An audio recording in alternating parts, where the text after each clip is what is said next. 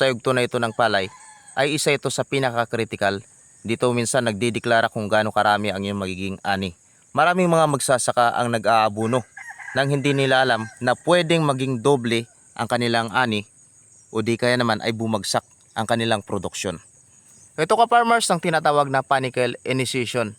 Sa yugtong ito ng palay ay nagsisimulang magbuo ng butil ang ating mga palay. Kapag maging kulang ang inyong nutrients na ilalagay sa inyong palay, ay pwedeng maging kulang din ang butil na mapoproduce. At kapag naging sobra naman sa abono, pwedeng maging mahina ang tangkay at magiging dapuin ito ng mga piste. Sa video na to ay malalaman natin kung kailan nga ba natin ginagawa yung pangatlong fertilizer application. Gaano karami yung fertilizer natin ina-apply. Paano natin to ina-apply at ano ang scientific basis nito. At paano natin maiwasan ang madalas nating pagkakamali na nagiging resulta ng pagkasayang ng ating abono at pagbaba naman ng produksyon ng ating ani. Hello ka-farmer, once again, welcome back dito sa DDT Nature Farm Channel. Ang ating palay ay nasa day 58 na simula nung pagkasabog tanim natin. At siya ay nasa panicle initiation na mula sa vegetative stage papunta na ito sa reproductive stage. Kung sa vegetative stage, ang palay ay nagpaparami, nagpapalago ng kanyang mga dahon at nagpaparami ng kanyang mga suhi. Dito naman sa reproductive stage ay binubuo niya na ang magiging butil ng kanyang palay. Kaya magkaiba ang nutrisyon na kinakailangan nila pagdating sa ganitong stage. Kaya kapag mali ang fertilizer management, maaaring maganda ang dahon, maberde, pero baka marami ring walang laman. O maaaring maikli lang yung kanyang uhay at maraming mga walang laman o unfilled grains. Ito ang dahilan kung bakit napaka-importante ang tamang desisyon pagdating natin sa pag-aabono. Nakaraang video mga ka-farmers ay tinalakay natin yung potassium deficiency. Ano ba yung mga sintomas nito at ano yung solusyon nito. At matapos nating malaman na mayroong potassium deficiency ang ating mga palay, ay nilagyan na natin ito ng muriate of potash. Kaya ito na yung resulta. Bago tayo mag-abono, ay napaka-importante na una ay i-diagnose muna natin ang kondisyon ng ating mga palay. Kung naninilaw yung ating mga palay, malamang ay bumaba na yung kanyang nitrogen level. At kapag masyadong verde naman o dark green naman siya, malamang nasobra naman siya sa nitrogen at prone siya sa lodging at pest infestation. Liban sa dahon ay tinitingnan din natin ang kanyang mga tangkay. Kapag ang tangkay ng ating palay ay mabilis tumumba at malambot, ibig sabihin kulang siya sa nutrients. At ang problema nito kapag bumunga ay baka mas mabilis na tumumba. At panghuli ay i-diagnose din natin ang kanyang tillers. Mas maraming tillers, siyempre mas marami tayong mga tangkay na magbubunga ng masaganang ani. Dahil sa kanyang tillers nakasalalay kung gaano kaganda yung ating magiging harvest na palay. Ka-farmers, base sa tatlong nabanggit natin sa pag-analyze, sa pag-diagnose ng kanyang mga dahon, ng kanyang mga tangkay, at kanyang mga tillers, sa palagay mo ba ang palaya na to ay kailangan ng abunuhan? Yes ka-farmers, tama ka. Kailangan ng abunuhan ang palay na to. Dahil ayon nga sa Rice Agronomy Research, napaka-importante ang panicle initiation. Sa yugto ng palay na ito kasi nangyayari yung panicle differentiation. Kung saan dito mo malalaman kung ilang butil ng palay ang mabubuo sa bawat uhay. Kung maunawa natin, magdadissect tayo ngayon ng palay at titingnan natin sa loob. Mula dito sa buong puno ay mayroon tayong nakikita na 1, 2, 3, 4 na dahon. Ito ang unang dahon na tinanggal natin. Ito yung pangalawang dahon. Ito naman yung pangatlo. At ito yung last, yung pang-apat. At dito makikita natin na dito sa pinutulan natin ay may isang piraso na tayo nakuha. Ito yon. Ito sa pangalawang node na yan, ito yung nakuha natin. At dito sa pangatlo, ay ito na yung nakuha natin. At yung pinakalas, yung pang-apat, yung maliit na yan, meron na tayong makikita ang kulay puti sa dulo niya. At ito nabuo na. Ito naman mahaba na hanggang pahaba. Ganito siya ka-farmer, simula dyan, ito yung panicle initiation. Tapos lalaki na yung kanyang mga, ito na yung kanyang mga spikelets. Ganyan. Nabubuo na yung spikelets niya. Then hahaba na siyang ganyan. Tapos makikita mo sa labas ng palay, eto na, bumibilog na yung kanyang katawan. Ito na yung tinatawag na nagbubuntis na yung palay. Yan, bumibilog na.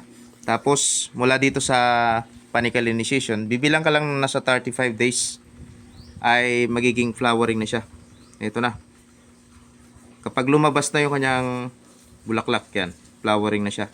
At after flowering, bibilang ka ng 30 days, ready to harvest na yan. So mula dito, na kulay puti, walang laman, ay magiging ganito na yung butil ng palay. Dito naman, pakita naman natin sa inyo, ibig sabihin sa isang puno ng palay, hindi sila sabay-sabay na nagpa-flowering, no? Pag tiningnan mo dito, pares dito, ito yung kanyang pinaka mother plant, o yung pinaka unang tumubo ay ito. Itong nasa gitna. Yan. Kaya siya unang mamumulaklak. Yan. At kapag namulaklak na yan siya, after 1 week, susunod na. Ito yung kanyang mga suhi. Kaya importante na timing yung ating abono para sa panicle initiation. Ito naman yung mga time na mapapansin natin yung mga palay natin ay kinakain ng mga daga dahil sa ganitong stage ng palay. Ito rin ka-farmers yung panahon na tinitira ito ng steam borer kasi dito nila puputulin sa malambot na parte na yan yung palay. Kaya kapag kulang sa nitrogen at potassium, mas maraming butil ng palay. Yung unfilled o yung tinatawag nila na ipa, walang laman. At kapag nangyari yan, magiging mababa yung ating yield o yung ani natin. Kaya ang third fertilizer application ay hindi lang simpleng routine at hindi lang sabi na ito ay option. Ito ay isang bagay, isang strategic intervention natin kung gusto talaga nating mapataas yung ating ani.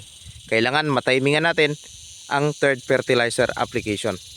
Kaya dito, ang ginamit nating fertilizer ay urea na kung saan ito ay 4600 rich in nitrogen. Ito ay tumutulong upang magkaroon ng mga laman yung mga butil o yung mga butil na walang laman o yung unfilled grains.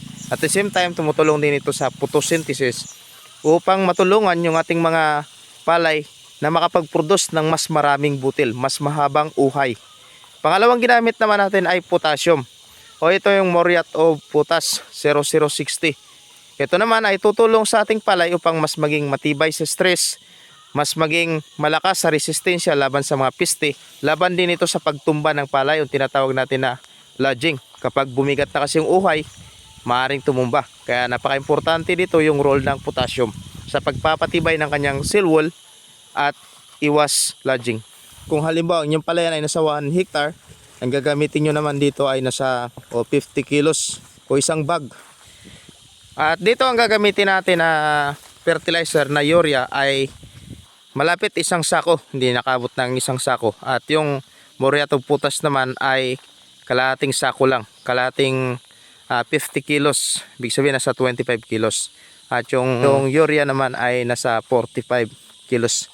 Paghahaluin lang natin ito at bago natin isasabog. Kung ang inyong palayan ay sumusukat ng 1 hektarya, ang kailangan nyo ay isang sako na urea o yung 4600 at kalahating sako ng Moriat of Potash o yung 0060 at paghahaluin lang ito at isasabog.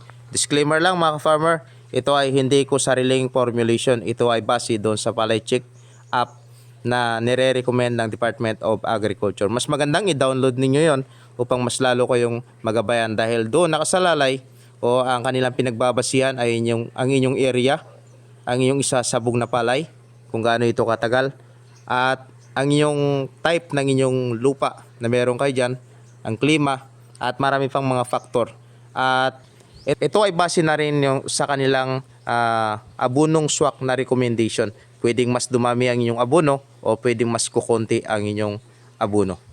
Para mas maganda, pwede nyong i-download ang Palay Check Up sa Play Store upang mas lalo kayong magabayan simula sa pagtanim hanggang sa pag-harvest. Tandaan natin mga ka-farmers na yung pagsasabog natin ng napakaraming fertilizer ay hindi nagsasabi na ito ay mas malaking ani ang iyong i-harvest. Ito ay nagpapataas lang ng inyong gastos at minsan pa nagiging dahilan pa to ng dapoy ng mas maraming piste. Ang ating palay ay nasa day 58 na. At kitang-kita natin dito sa kanyang mga puno na siya ay nasa panicle initiation na. Nagsisimula na siya sa reproductive stage na kung saan binubuo niya na yung kanyang mga spikelets. Kung bubuksan natin ito sa loob, makikita natin yung panicle. Ngayon ka-farmer, dahil ang palay natin ay nasa reproductive stage na, hindi na sa kanya pwede yung matuyuan ng tubig. Kaya sa pangatlong fertilizer natin, babawas lang tayo ng tubig. Binuksan muna natin yung mga kanal. Tapos kapag nasa 3 cm na lang yung lalim ng tubig, ay pwede na tayong mag-abuno ng palay. Ang pangatlong pag-aabuno natin ng palay ay ginagawa natin kapag ang inyong variety ay nasa 123 days, katulad nitong RC18, 120 days. Ginagawa natin ito sa 58 hanggang 62 days ng palay. Kung saan ang palay ay pumapasok na sa tinatawag nating reproductive stage. Makikita nyo yung palay ay parang bumibilog na yung kanyang katawan. Halimbawa dito ka-farmers, ito yung pinakagitna kung saan ito yung pinaka nanay niya. Kukunin natin. Tatanggalin natin ito. Kapag tiningnan natin yung buong halaman, ito binalata na natin. Papansin natin ito, mayroon na siyang buko. Yan. At kapag binuksan natin sa loob, ito na makikita natin. Yon, parang may nakikita ko yung kulay puti. Ito yung kanyang pinakabuko. Ayun, parang yan. Tapos may puti yung pinaka ano. Yan na yung kanyang binubuo na bunga. Kaya napaka-importante dito ng timing. Upang matimingan natin kung kailan nga ba tayo mag-aabuno na pangatlong abuno. Simple lang ka-farmers. Kung halimbawa, hindi nyo alam kung kailan nga ba nyo tatimingan. Dahil iba-iba yung haba ng palay. May 2 buwan kalahati, 3, may 4. So ganito lang gagawin natin. Una, alamin mo muna kung kailan mo sinabog. At pangalawa, alamin mo kailan mo harvestin. Halimbawa, 120 days. Ngayon sa 120 days, ibabawas mo yung 30 days. Kasi mula sa flowering hanggang sa harvesting yan ay 30 days. At mula sa flowering, aatras ka ng 35 days. Yun na yung eksaktong timing para mag-abuno tayo ng palay. Pangatlong abuno. Kaya sa akin ay nasa 58 to 62 days. Dahil kapag umatras ka sa 123, atras ka ng 30 days at atras ka ng 35 days. In short, 65 days lahat. Ang kababagsakan ay 58 to 62 days. Yun ang window na kailangan mag-apply na tayo ng ating abuno. At kailangan ay hindi tayo malate. Dahil pagkatapos yung abunong unang itatapon natin na abuno, ay yun nga, katulad sinabi ko sa inyo kanina, yung pinaka mother plant niya, yun ang titingnan natin. Dahil after 5 to 7 days, susunod niya yung kanyang mga tillers. Ang timing naman ng pag-abuno natin mga ka-farmers ay sa umagang-umaga pa. Mga 5 to 8 ng umaga. At sa hapon naman ay nasa 4 pa gabi. Pero mas advice ko ka-farmer na mag-abuno tayo sa bandang gabi kasi magdamag na malamig at maiwasan natin yung pagkasayang o pag-evaporate ng ating mga abuno na itatapon. Sa pag-apply na ng ating fertilizer, importante yung water management. Una, dapat wag tayo mag-apply ng fertilizer na talagang napakalalim ng tubig. Dahil ito ay magre-resulta lang ng leaching. At pangalawa, wag din tayo mag-aabuno na tuyong-tuyo yung ating palayan. Masasayang lang ang ating abuno dahil mag-volatility, mag-evaporate lang ito at matagal yung nutrient absorption ng ating mga halaman.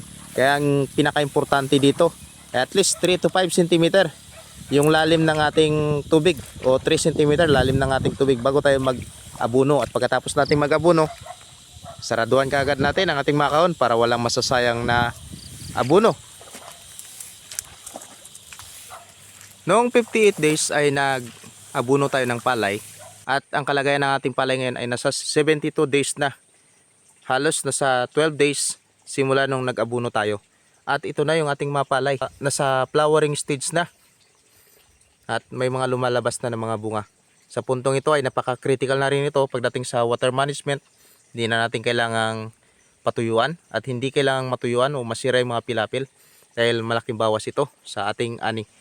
Upang maging successful ang inyong pag-aalaga ng inyong palayan sa ganitong stage ay abangan nyo na rin ang susunod nating video. Dahil magdadagsa na yung mga piste katulad ng tiyangaw na nakaabang na kaagad kasi may mga unang palay na namulaklak. Ayan sila, nakatungtong na kaagad. Kailangan maunahan natin sila. At isa pa ka-farmers, itong mga daga, nakakala mo ay kulang lang sa abono yung palay, pero yun pala, kaya pala nagsisidilawan dito sa bandang gitna, ay tinitira na nila. Papakita rin natin paano natin susugpuin ang mga daga na ito. At siya nga pala mga ka-farmers, yung 402 na bigay ng Department of Agriculture ng mga seeds ay mas nauna kaysa sa RC18. At ito sila ay nakayuko na rin. Mas mauna itong i-harvest na sa 90 days lang pala ito.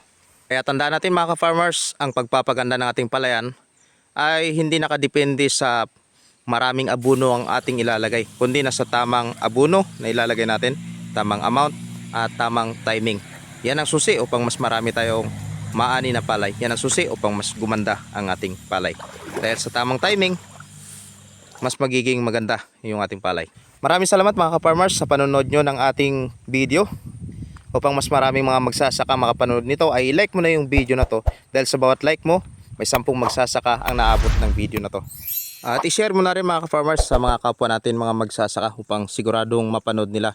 At kung matagal ka nang nanonood sa ating channel at hindi ka pa nakakapag-subscribe, ka-farmer, please do subscribe for more videos. At kung ang palay mo ay may ganitong klaseng sintomas, posibleng potassium deficiency yan, mayroon tayong video patungkol dyan at pwede mong panoorin pagkatapos ng video na to. Abangan mo na rin ka-farmers sa susunod nating video ang budding stage at flowering stage at iba pa nating tatalakayin. Hanggang dyan lang tayo. Happy farming sa ating lahat. Paalam!